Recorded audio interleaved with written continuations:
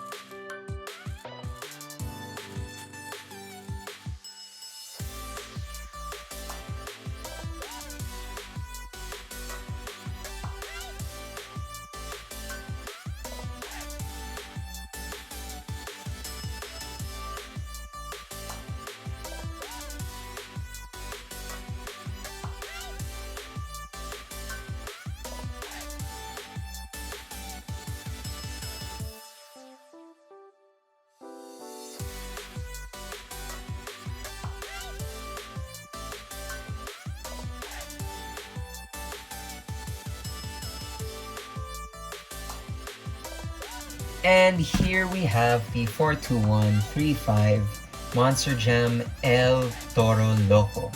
When I first saw this truck, honestly, I did not really think it was as interesting as the other Monster Jam trucks, especially the set that this came alongside, the 42134 Megalodon.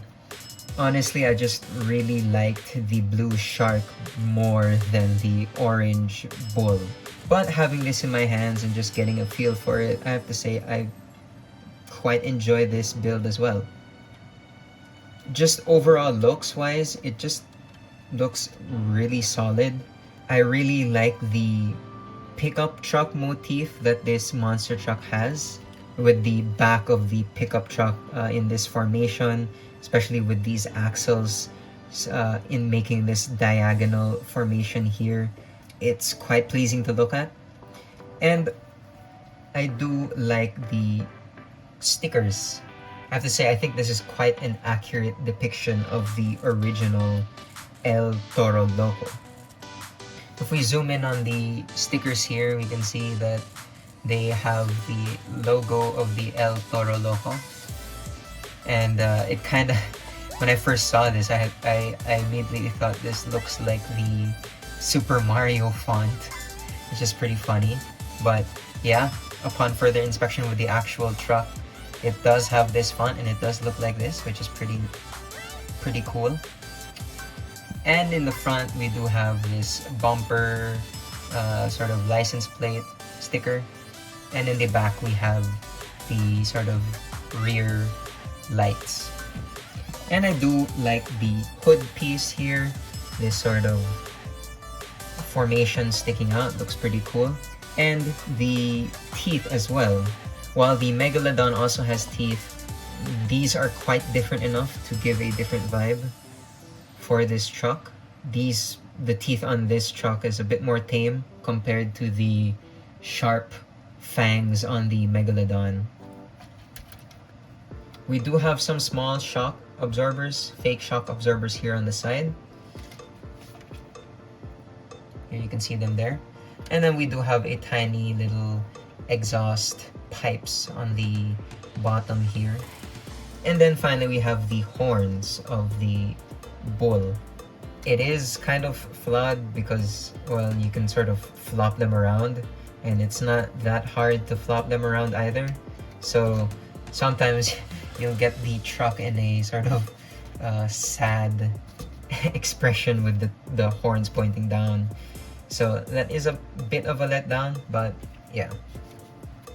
In terms of functionality, well, just like with all of the other pullback sets, this really only has one, and it is the pullback feature here with the pullback motor here in the back.